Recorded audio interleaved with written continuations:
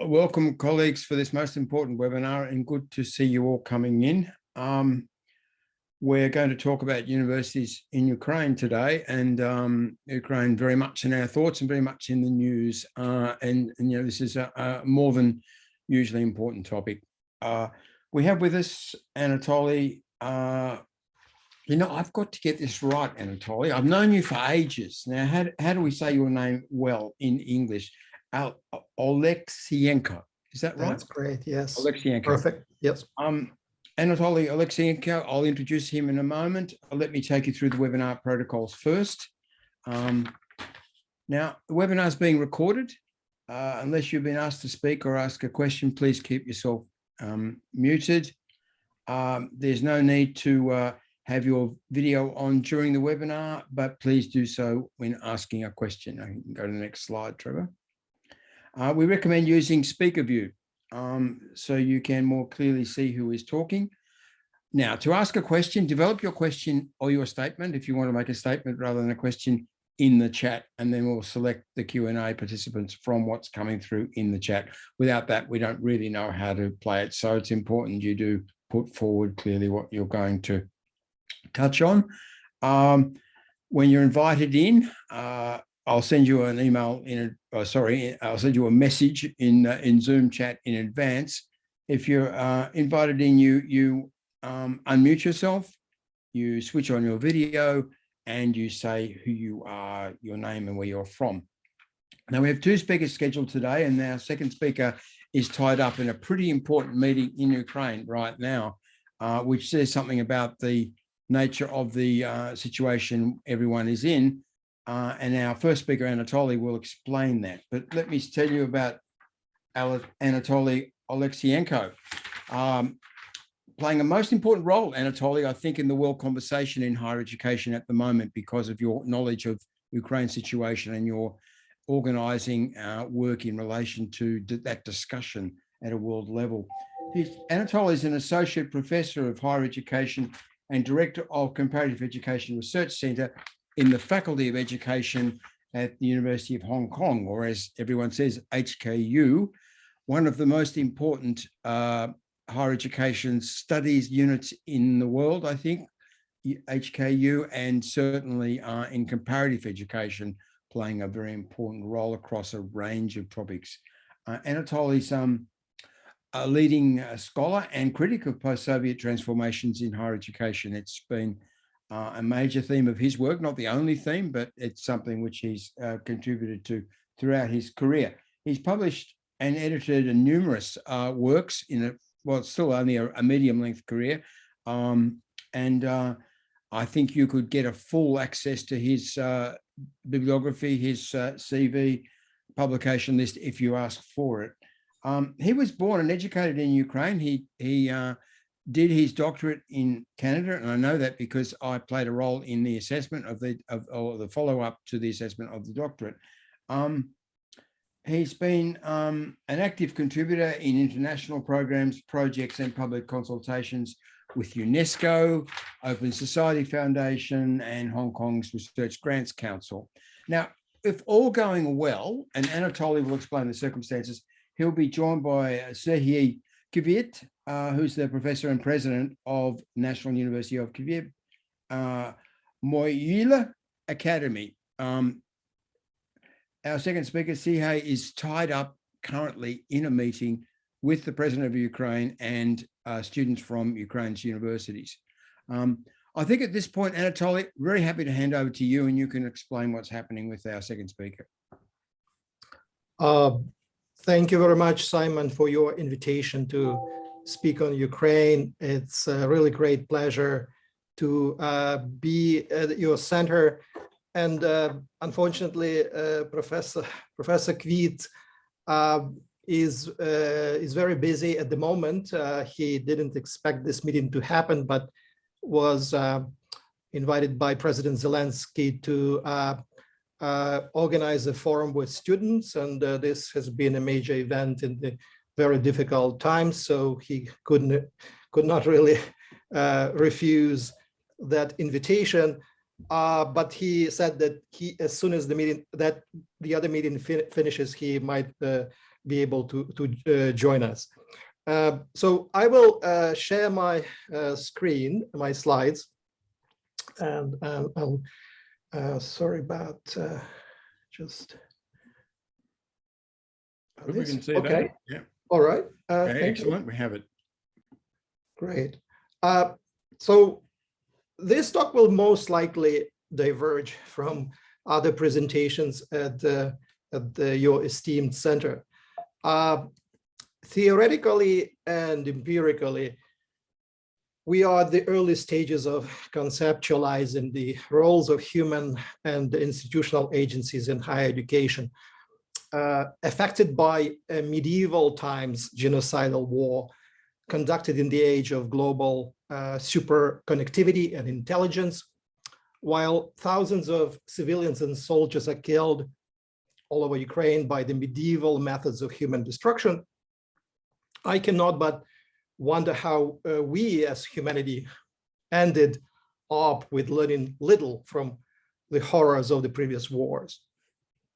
What is the role of universities in educating the new generations of students who could organize it for a better and more sustainable society? So the context is important in that regard.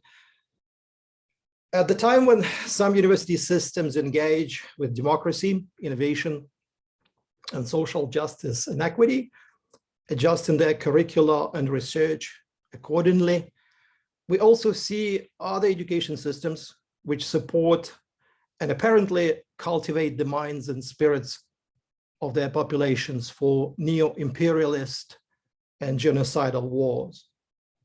No matter how successful the former can be, they have little assurance for sustainable development if the latter cultivate intellectual poverty in order to send their soldiers for atrocities and pillage in the former.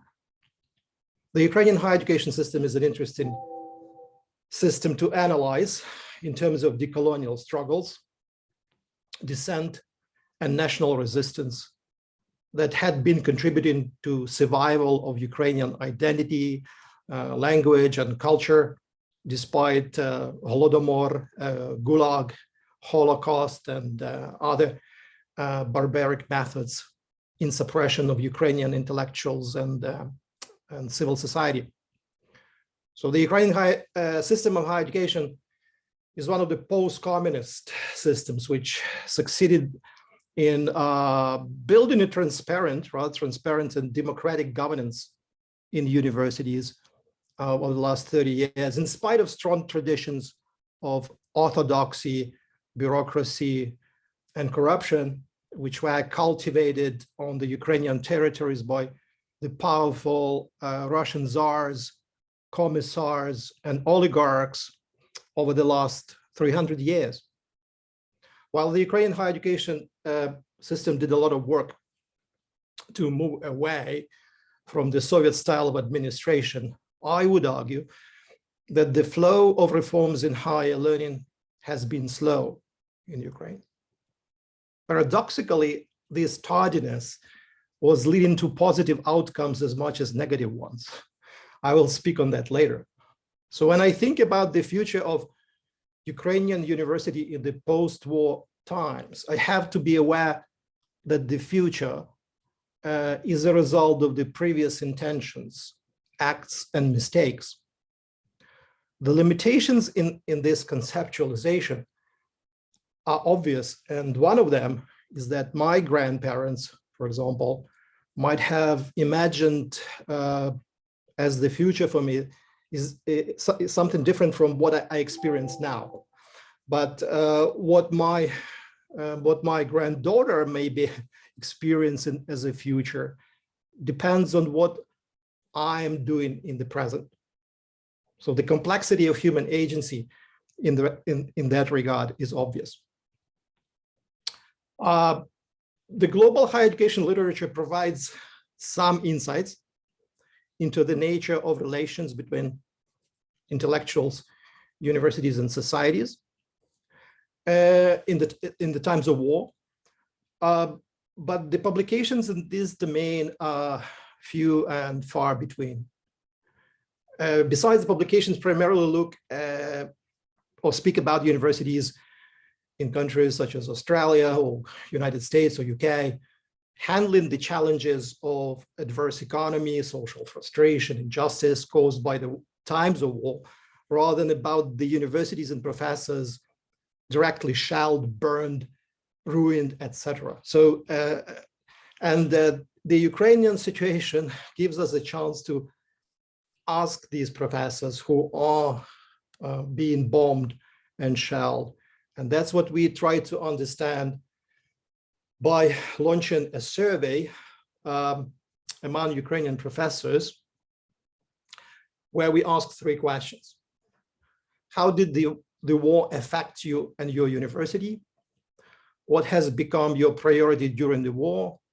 What should become priorities of your universities, of the Ministry of Education and Science of Ukraine? So the Ministry of Education is still playing a very significant role in how it organizes and steers the policies and administrative regulations inside the universities.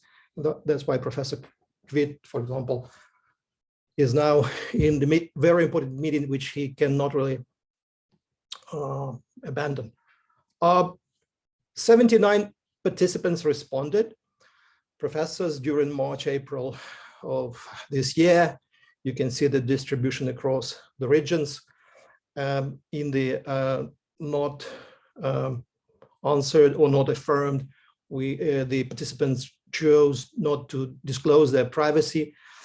Responses were all in Ukrainian, unlike in the past when Russian was chosen by some participants. We translated these responses and coded them thematically, and then counted textual labels to understand priorities and hierarchies in the emphasis made by the respondents. We didn't look for any statistical data analysis or generalizations, and this survey primarily paved the way for continued research. It allows us to think about how we organize our semi-structured interviews over this summer. So what we find from the responses of our participants, when they mentioned the war impact, they primarily emphasized the disrupted work. The air raids are quite frequent. The work is suspended for 1 or 2 months initially, but in general, experiments and research have been discontinued or suspended. Lab work is reduced or became unavailable. Practicums in industrial internships also discontinued. Conferences are postponed, and reporting on all events in the system, which is administratively regulated, it becomes an issue for some of these participants. Salaries are cut by 20–25%. Personnel, faculty members are sent to this kind of what they call forced vacations, and technical personnel may not really be often available as they are sent on leave as well.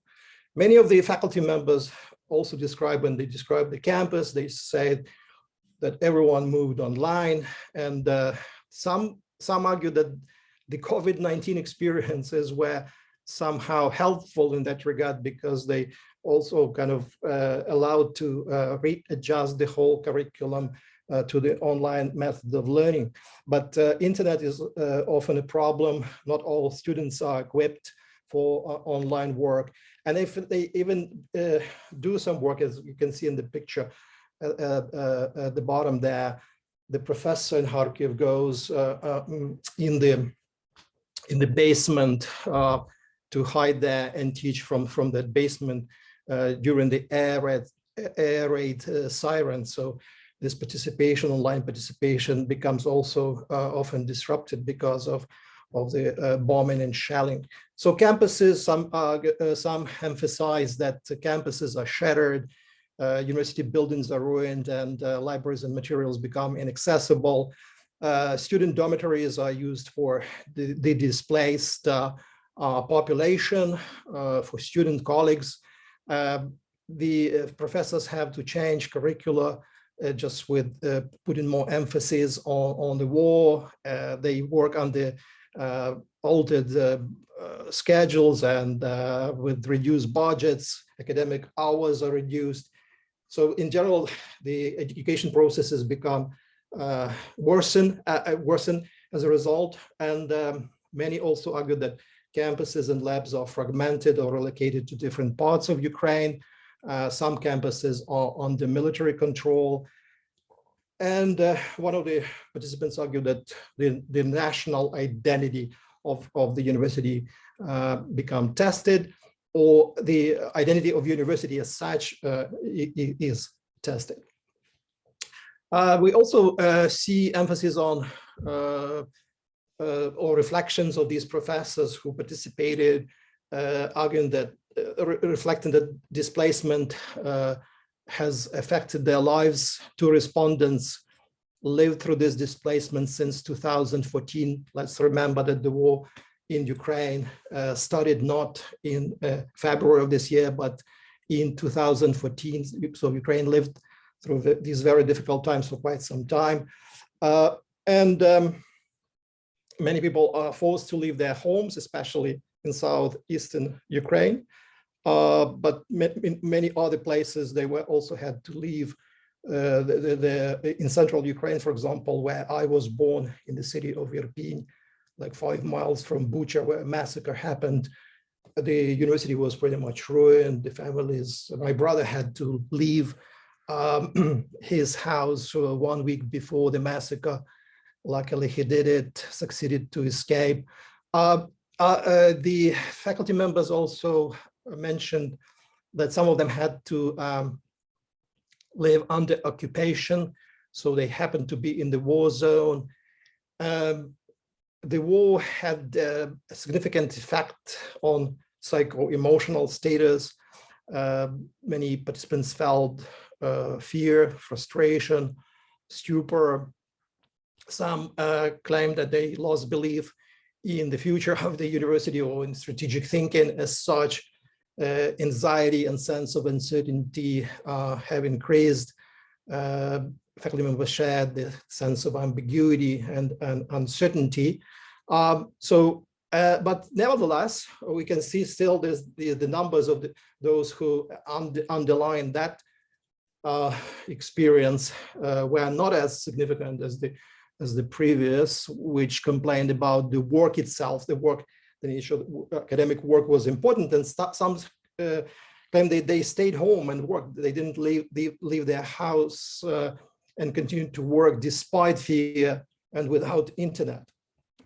We also see that some of the respondents became active participants in the territorial defense. There was these groups formed across Ukraine. Some were helping displaced professors and universities, and some students and professors joined the Ukrainian armed forces. A little number mentioned that they were abroad and especially taking care of their young children, and others, you can see a little number also sharing their private, intimate stories, saying that their homes were ruined, families were broken, children and wives usually left while husbands stayed at home or joined the army. And one person just claimed that all the plans of her personal life were ruined. Only one person just mentioned that they were waiting for a ministry's decision about what to do next. So indecisiveness was not really significant in this condition. So the second question was primarily looking into agency of individuals who were asked question about the situation in this war. So most of them remarked that the major priority was to support students, provide psycho-emotional support through personal online communication, technical support, individual consultations.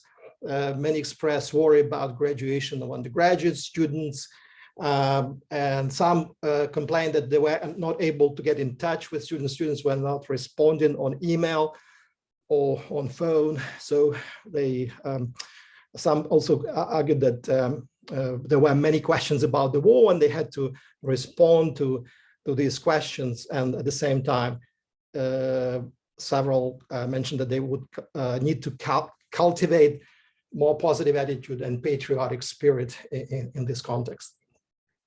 Their second priority was to continue teaching, and this could be teaching in person or online, depending on whether they stayed in Ukraine or worked abroad. Access to course materials was emphasized as something that they needed more, and that's related to disconnections on internet. Some also said they had to do more video lectures to provide more accessibility to the material. And there were a lot of remarks about how to maintain the quality of teaching in spite of stress of faculty members and students. So you can see that among these top priorities, the territorial defense and humanitarian aid were mentioned as a major pursuit, major focus of the faculty members. Despite that kind of frustration, some of them expressed, a lot of respondents also emphasized that they needed to help others, soldiers, students, soldiers, their family, their country. And compared to prioritization of the other, you can see that personal security and survival become less emphasized in these responses, but several respondents still placed emphasis on personal safety, escaping bombings, praying for peaceful skies, survival and health. Some complained that they had to redesign the environment and the workplace, especially under the conditions of the martial law. Since we live in the age of the internet and excessive media exposure and overwhelming news that many of you have probably had to handle yourself, some of the faculty members also argued that they had to do a lot of work to mitigate fake news. At the same time, talking about security, they also talked about economic security for sure. But here again, you can see this balance in terms of how they emphasize the roles of themselves and their relations to others. I was surprised to see how many of those collegial remarks were made, concerned about students, but also about colleagues, like reaching out to colleagues and connecting with them, talking with them in some way, supporting them, creating more tranquility in the team. And some of the department heads or who participated in this study remarked that they would definitely put as minimum expectations for productivity as possible in these times. Several participants also emphasized that the institution was really important. They were thinking about how to plan the future of the university and improve university missions locally and nationally. The responses regarding the institutional role were quite interesting, and it appears more in the last part of the questions in the survey, but you can still see that some of the respondents put personal responsibility, made emphasis on their personal roles in creating better administrative system. again, we see that support of Ukraine's armed forces plays a role. There was one respondent who, a lawyer, faculty member in law, who said that there was a need to develop in the interrogation protocols for prisoners of war, something that Ukrainians would probably not think about or had to develop based on the circumstances in the current war. Research, as you can see, does not really appear as significant, and that also reflects on the system of higher education in Ukraine, the post-Soviet system, which didn't emphasize the priorities of research, which might kind of urge us to think in terms of how research and teaching come into play in the times of crisis. We see several of these emphases as well on international outreach, where faculty members give comments to foreign media, solicit humanitarian aid from colleagues abroad, or coordinate the international students' refuge and so on. Now we just, given the little time that we have, I also kind of try to emphasize here the institutional agency. I spoke about the human agency and roles and responsibilities of individual faculty members. Here, I'll be talking about how individuals see the roles and responsibilities of the institution. So when they talk about these responsibilities, they again emphasize the importance of sustainable educational process, especially support to refugee and displaced students, and enabling them to continue their studies and graduation. They think that institutions can do better work regarding students' mental health. And some emphasize that admissions, they call the previous regulations that existed in Ukraine, had to be more relaxed under the circumstances of war. So second, the other priority that they again emphasize, and here you can see human agency again comes into play more, where they say that it's important to retain faculty and staff, given that many of them have left Ukraine. In the end, one argues that it's important to prevent the intellectual catastrophe, which is caused by brain drain in the process of refuge. As you probably know, around 5 million people have left Ukraine. And but again, when they talk about the sustainability of human capital, they also bring back the old problem which existed there in the system, which is administrative efficiency. And here they use opportunity to emphasize that in the times of war, it's a critical time when the universities and the ministry itself can restructure themselves and become more resilient with optimized networking and provide full institutional autonomy and debureaucratize universities, as one of the participants argues, and free the best teachers from paperwork.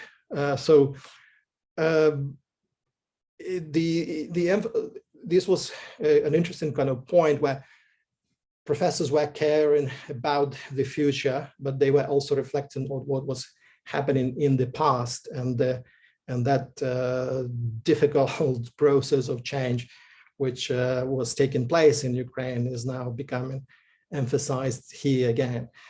Eradicate corruption, remove formalism and narcissism, no need for that kind of PR and so on, or populist decision making and so on. So and here there are some reflections that go back to the previous priorities and concerns about education quality. You can see emphasis on university and ministry to be taking care of the sustained quality of education and provide more professional training for university teachers, and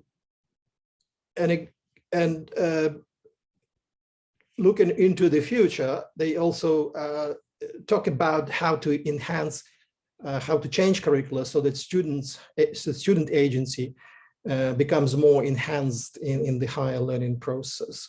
Some also emphasize that it is important to increase the role of humanities, so in a way that we learn from the experiences in the war, from the process of decolonization, and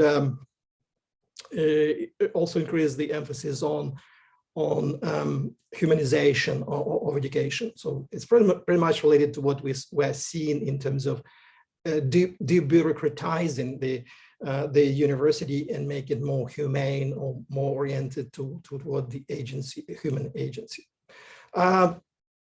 Concerns were also raised about security, as you can see, and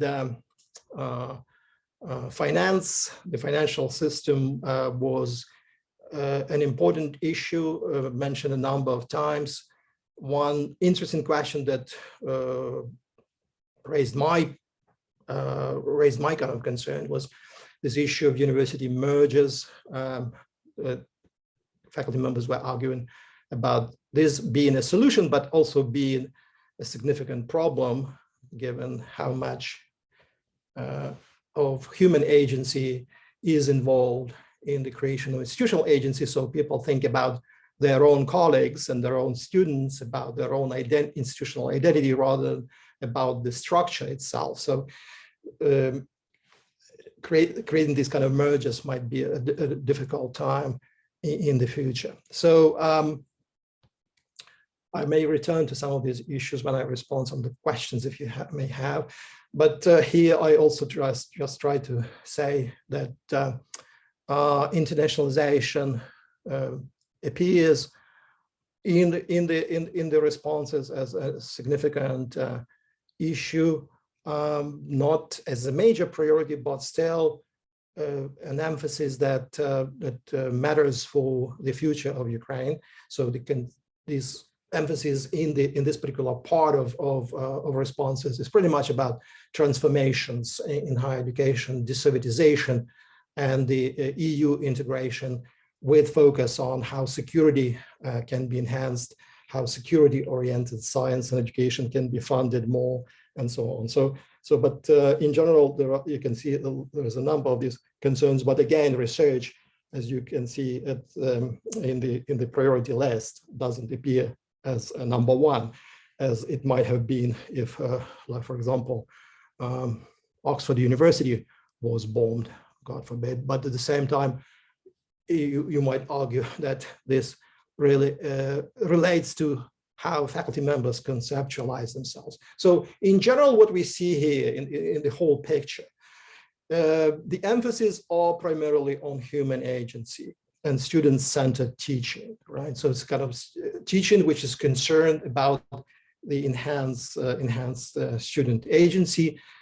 Teachers do have concern about their students. And this might be related to the nature of this teaching-oriented higher education system, where faculty members are in intimate, close touch with their students, are concerned about students rather than about their research grants and personal publications. So they do emphasize the importance of the welfare and the future of their students. So humanization is really something very important. You can see the emphasis on vulnerability, but with an interesting twist toward indicating that the human agency is very resilient and ready for further resistance. Professor Kvit just sent me a message. Here comes his part, and I'm afraid I will not be able to cover it given the lack of time. I pretty much covered most of that in my presentation, but he says that the meeting with President Zelensky turned out to be much longer than it was expected. I guess that's also the nature of Ukrainian students asking tough questions. And he said, our students asked the president why Minister of Education Scarlett, who is corrupt and engage in plagiarism continues to perform his role as Minister of Education. So that's the kind of conversation that President Zelensky should have expected, and these are the kind of students that we have in the Ukrainian system. So President Kvit, Professor Kvit emphasizes in his presentation the role of institutional agency, and it was supposed to be a complementary side to what I was talking in my presentation. And when he reflects on the role of institutional agency, he emphasizes this kind of departure from the Soviet methods of education, and places more emphasis on internationalization of Ukrainian higher education. Kyiv Mohyla Academy is the oldest university in Ukraine. It was formed in 1640s as a theological seminary, but then was transformed and closed by Bolsheviks in the Soviet time, and was renewed after Ukraine got independence. But this is definitely a flagship of Ukrainian higher education, and unfortunately, Serhiy would be a better person, I mean, in terms of explaining what he meant by creating a open networked university. But I suppose in the times of war and difficulties experienced by Ukrainian universities, many faculty members realize that they have to be more open, more engaged with the European Union. That's the future. Ukraine is definitely moving into that direction. This is unquestionable. And at the same time, for institutional agency, it is important to rethink how they organize their research, their programs and courses, and create some finance and support with from international partners. So thank you for your support and in terms of your participation in this seminar.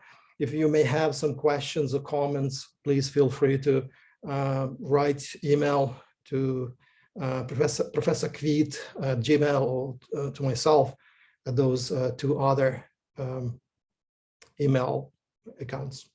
Thank you very much. And thanks, Anatoly. And of course, we perfectly understand the circumstances that prevent Professor Kvit from taking the expected part. I mean, we don't expect our webinar program to dictate events in Ukraine. And what you've done, I think, is provide an enormous amount of perspective, information, and sensibility that we have all taken in, and it's covered, the ground very well. And I think we should now pass the discussion. So let me encourage participant audience here, and we have a lot of people who've come in just for this webinar, to put forward your thoughts in the chat and ask Anatoly questions, so we can then generate a good discussion. But I've got a number of questions for you, Anatoly, if we can start with those, and as people come in, we'll switch over to them. Firstly, my first question is about the role of science and technology in universities in Ukraine. I mean, one of the things that struck a lot of us observing the war has been the sophistication of the military effort, the quality of the fighting operation, its technological capability and sophistication on the Ukraine side. But there are also a whole bunch of questions around logistics, engineering, communications, transport, and so on, which an urban space, which academic expertise are useful for. What role is the science and technology capacity in Ukrainian universities playing during the war? Thank you very much, Simon. This is a great question, and it's a very complicated one. Ukraine has been a significant contributor to building the Soviet system of science and technology. Ukraine has a number of universities like Kyiv Polytechnic Institute, and others and Kharkiv University, who have Nobel Prize winners since Tsarist, the times of Tsarist Russia. These institutions, these technical institutions, were housing a good number of scientists who contributed to theoretical as well as experimental science in the Soviet times. In the post-Soviet times, the agenda has changed, given that the whole Soviet system was broken, did not exist as one unity, and scientists were disengaging from science in general because it was underfunded. So as a result, I mean, this is the past which formed the current future. The Ukrainian system of science was disengaging from the Soviet model. Like compared to Russia, where there was continuity in the Soviet technology, in the Soviet powers and Soviet styles of administration, design, and education. Ukrainians were losing those types of connections and those legacies, and were reorienting themselves toward the European Union programs. So you could observe a good number of the departments in physics, chemistry, in the STEM in general, moving more toward the European system of organization, funding, collaborations. Many Ukrainians traveled to the European Union. So little by little, this Ukrainian system was more integrated into the European space of higher education and science. So I guess that played some role. However, in terms of military development, I would argue that since 2014, there was a significant engagement with the countries of NATO, trying to help Ukraine to restructure themselves in science and technology as well as military organization. And that was caused by the fact that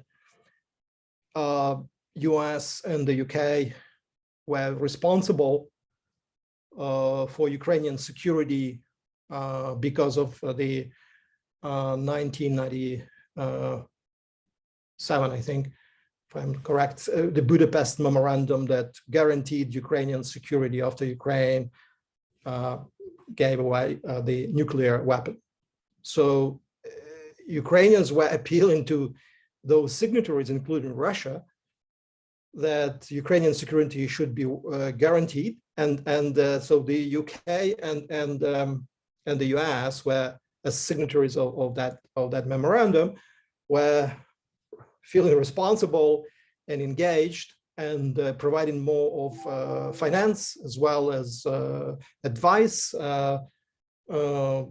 collaborated with the scientists inside universities and outside universities, and in general created another template for strategy, development, and organization, investment, and so on. So I would argue that played a significant role in terms of what we might be seeing now in the battlefields, as much as in the abilities of the Ukrainian system to be more resilient. But I spoke with Professor Kvit before, and he said we should really keep in mind that the Ukrainian civil society was unprecedentedly sophisticated. We didn't expect actually that this civil society would be so resilient and taking care of all these developments despite the bureaucracy and despite the administrative inefficiency which respondents emphasized in the survey, and something which I try to reflect on in my papers on changes in the Ukrainian higher education system. So I wouldn't argue that Ukraine is perfect in terms of being able to handle all the matters and the comment that I just read, that students were asking President Zelensky about why such an efficient bureaucrat might be kept in such a responsible position, shows that the civil society is, and especially where students play a role, significant role, has that kind of potential to learn very quickly and be resilient and efficient. Thanks, Anatoly, for that very interesting answer. I'm going to ask you one more question. In fact, I might make it a double barrel one, and then we'll move to the discussion, which is now coming through in the chat. First, about Russian universities and also the Russian cyber offensive, two halves of things. Are universities, students, staff in Ukraine being impacted by the cyber offensive, which is obviously churning out an enormous amount of false information and clearly having a major impact inside Russia, in holding the population at least in down to quiescence with what Putin is doing? Is that impacting Ukraine? And is any support coming from Russian colleagues and universities, especially colleagues as individuals, because I doubt if universities can do much in Russia at the moment. So there's a question about what's coming out of Russia as far as Ukraine universities are concerned. My other question is the hard question about international support, international universities, international faculty. What's happening there? Is there enough being done in your view? Yeah, thank you very much, Simon. It's a very complicated question when we speak about Russian academics, Russian intellectuals' engagement. Some of them are in depression as much as Ukrainian intellectuals, being affected by the war, by this genocidal war, medieval. I emphasize it again, the medieval times genocidal war. And I know a number of colleagues from Higher School of Economics, Anna Smolentseva and Igor Chiriko, for example, who took a very strong position about where they see themselves in the whole context and how much they support the Ukrainian intellectuals. They are very responsive and write on the topic, organize events, promote events, and so on. So in general, we see some Russian intellectuals taking a radical position. However,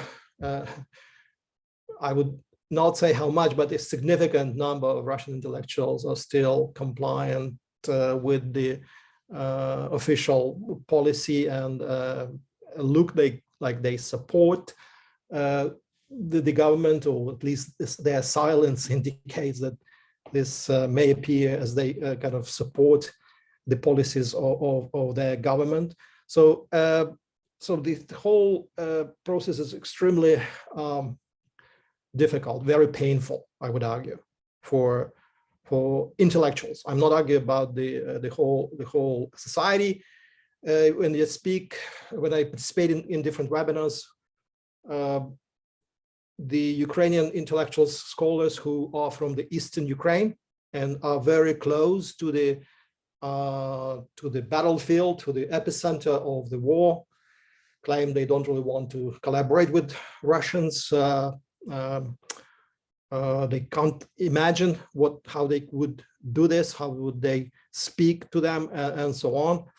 And I think they don't really receive any of this kind of support from their colleagues from there. And some of these Ukrainian scholars from the East who speak Russian themselves and have Russian identity appear to be very resistant to collaborations with Russia. Scholars who are in the west of Ukraine say, maybe we will kind of consider talking about some issues. Some of intellectuals say, you have to speak with them about the causes of the genocide, support how did it emerge in the country which was regarding themselves as as a great country, it's great culture, suddenly produces this type of outcome. So how would it happen, right? So sometimes you have to ask these tough questions, and for that purpose, there might be a need for some interaction, exchange with the Russian intellectuals. Yeah, and I mean, these questions do rise, don't they, in relation to, I mean, do you think of Japan, think of Germany, these great nations with wonderful cultural sensibility and extraordinary humanistic achievements, and then you get these periods where geopolitics has taken over and the population is locked in behind terrible regimes, and unless you get out of the country altogether, and of course is something people don't do readily and easily if they have a way of life there. Yeah, I mean, this is the puzzle about Russia and its kind of contradictory character, and I think that all of us feel this, and I agree with your characterization of medieval. I think there's something pre-Tsarist almost about this approach to regionalism within the Russian and Ukrainian space. It's something quite feudal about the way this is being conducted, and this, this kind of stealing and pillaging has got a kind of, got a tone to it which is pre-modern, and very, very brutal. It's a great and brutalizing of those who conduct it, the long-term impact on them, very negative. Anyway, let's move to some questions. And I mean, the question about international support is still sitting there, and I think Maya Changseliani will take that up. But let me take people in order, as I promised them. That'll be Max, then Charito, then Maya. So Max Anthony Newman, can you come in, please? Yeah, hello. Yeah, so my name is Max Anthony Newman. Can you hear me okay? Yes.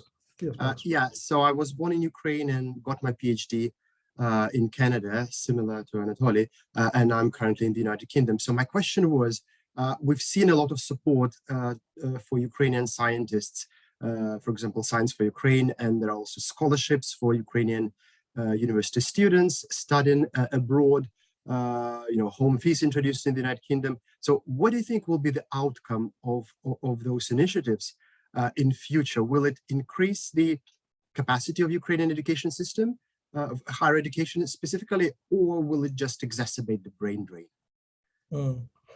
The respondents, thank you very much, Max. The respondents are concerned about the brain drain creating a negative impact. To some extent, I'm afraid that comes also from the legacy of the insular land-based type of education, where people didn't move a lot, didn't engage much with the international networks. However, in the current dangerous and unexpected type of circumstances, they rethink themselves, being away from their land, just moving away from their land, traveling.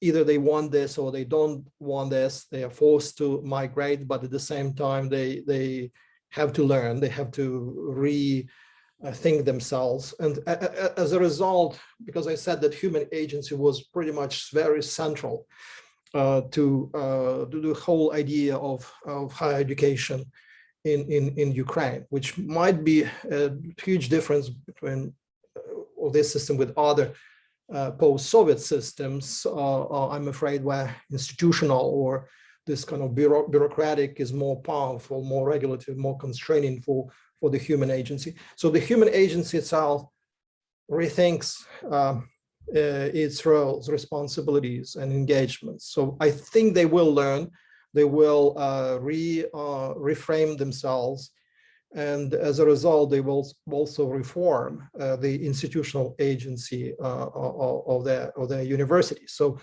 I'm more hopeful and have a more positive outlook to what this type of unfortunate forced mobility urging many faculty members to see themselves through the eyes of another culture, about which they dreamed, actually, because they wanted to be in Europe or they wanted to join Europe or something. Now they they are in Europe. Many of them are in Poland or in the UK or Germany, and they have to live there, have to interact. They develop these kind of very intimate experiences, right? So I'm really hopeful that this might have some positive outcome. Yeah, thank you so much. Oh, yes, great comments now coming into the chat. Right at the end of the webinar, as often happens, from Mark Johnson has got a piece there, which I think people should have a look at. I'm going to bring in Cherito Pizarro, and then we'll probably have time for 2 more questions that I'll take together after that. Cherito. Hello, Cherito. Yeah, I just wanted, thank you very much. We've lost you. You may have to repeat. Look like we could have a connection issue here. I think given the time, I'm going to move straight to the next questions. Model of education was. Cherito, we've missed practically the whole of your question. Can you repeat? Okay. I hope, yeah, my camera is also not working. Okay. I would like to know what you mean by the song. The question is, what do you mean by the Soviet system of education? It's actually in the chat. This is a long answer, Anatoly, so try to keep it brief because we want to bring this next bit of the discussion in. Yeah, when I say the Soviet system of education, I mean the system which is totalitarian and governed from the top in order to achieve equity, but achieve a dictatorial regime in the end. So the system which has good intentions to support social justice and equity, but creating a dictatorial, totalitarian system which regulates everyone and everything by the same standard, by the same size, by the same attitude, everything. Oh, I underestimated you, Anatoly. It was possible to do it quite quickly as you did. Let me bring in 2 people together, which might be our last question, depending on how long it all takes. Maya Chanksiliani and Georgi Tavadze. I think we'll take Maya first. Thank you, Simon. Thank you so much, Anatoly, for being with us today. One very quick question, but very important question, I think, is you are aware, of course, that there are things happening in the UK to support academics and students from Ukraine, including at Oxford. We recently launched a graduate student scheme and so on and so forth. There are academics at risk funding through British Academy. I wonder if you think there are other things we could be doing at the moment or in the near future to support social scientists from Ukraine, academics as well as graduate students. Thank you. So hold that question in your mind, Anatoly, and we'll bring in Georgi Tavadze at this point. Georgi. Thank you, Anatoly, for your very interesting presentation. I have written question in chat, so I'll be quick. In the face of these outright lies, which Russian Federation spreads, and taking into consideration the function universities have to mobilize, I think, societies,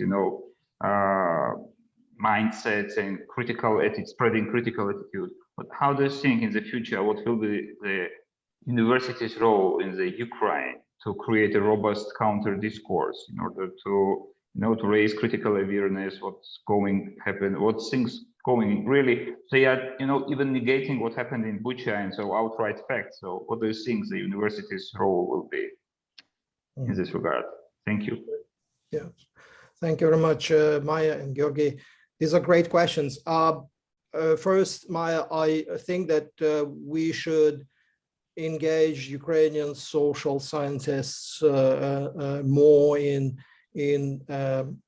training them for research, qualitative research in particular, engaging them more with the discourses that we have in various disciplines, that they become participants of and contributors to these discourses, but that we also learn from them about the Ukrainian case, the Ukrainian history, language, and what they are. So very often this mutual exchange is really, really important, and has been probably lost, not only because the what we say, the Russo-centrist fascist centers existed across higher education systems in the UK or US, but also because Ukrainians did not participate as much in the international networks or projects, and especially in social sciences. So I think they should be doing more of this. And Oxford is a great place for this type of engagement. And I'm happy to see all these kind of funding initiatives coming from the president of one of these colleges at Oxford, who is Ukrainian himself, and this is a great start. Regarding the critical thinking and the role of universities in creating critical thinking, I think that we would need to do so much work there regarding how we integrate critical inquiry in the process of higher learning, and how we engage students in local communities with their applied research, and how much of this social redesigning social science, moving away completely from the Soviet model of social science, how we just kind of, how we institutionally do this, not only personally, because as you can see in the presentation, the emphasis is often on human agency, on individual role. And so it's very important. It means that these people are capable to take responsibility. The issue is like how they handle the transformations institutionally, so that social sciences also become an important instrument in how research is done, how data are collected, generalized, questioned, and how new conclusions are being made, new proposals are being made, so that they contribute to better policy making, to better management, to better organization and development of the whole society. Thanks, Anatoly. And I think we should probably call it quits at this point, but because we're past the hour, but there's I think a lot of pushback from Global South in relation to our preoccupation, our concern about Ukraine, with the consideration, the strong feeling that, look, war may be a new event for this borderline, Ukraine and Russia, but there's been war in the world since the Second World War. And you consider, the situation of places like Sudan or Somalia or Myanmar, the Middle East, which has been a zone of fire for as long as we can all remember, Iraq, Yemen, Afghanistan. But I think there is something quite significant for all of us about the transition to warfare in a zone where there wasn't warfare for a generation or more. And this is not just Europe. It's also the case in, say, South America or Southeast Asia, where very different civilizations, very different kinds of countries have learned to build peaceful relations over a long period. And even East Asia since Korean War and Vietnam, China in 1979 has been, conflictual but peaceful in terms of military incursion. So when war breaks out where there wasn't war, and where we thought we had learned to go beyond war, and we thought we had learned to go beyond war in Europe after the horrors of the 20th century, as Anatoly said, that's really shocking. And it seems to me that it raises fundamental questions about the role of higher education and perhaps also the role of international cooperation, because the United Nations has been unable to do anything about this, to stop Russia from doing what it's done, what it could do to other countries in the region as well, because we have not seen the last of Russian militarism, I'm sure. So, I think it creates a whole set of reconsiderations around peace education, about non-conflict and conflict resolution, about how we educate societies better to go beyond a situation where not only they can engage in these terrible, ferocious, and totally negative wars, but also go to the brink again of nuclear catastrophe. I mean, it's terrible that Ukraine is in the front line, and we must learn from what's going on and how to go beyond it. Look, thanks very much, Anatoly. You've really helped us, I think, to think about Ukraine. You've provided us with a lot of data. Obviously, we'd like you to come back onto the CGHE webinar program and talk with others who are expert on higher education in Ukraine and in the region, and, you know, continue this discussion, bring this to the global audience. Our next event, colleagues, is really the CGHE conference next week. We don't have a webinar of the normal type next Tuesday and Thursday. We've got a rolling succession of webinars running right through Tuesday and Wednesday. You can register for our conference. Registration is free, but you need to register to participate, just like you do in our CGHE webinar program. We currently are sitting on about 1,290 registrations, and we would love to see us a few more. So join us for the CGHE conference. The issues around Ukraine will come up, no doubt there, and we would expect fundamentally to be considered further in the CGHE webinar program. Anatoly, thank you very, very much for all you've done, and all power to what you're doing. And do get in touch with Anatoly if you want to know more about Ukraine and you want to provide support for higher education in Ukraine. Bye for now. Thank you very much, Simon. Thank you.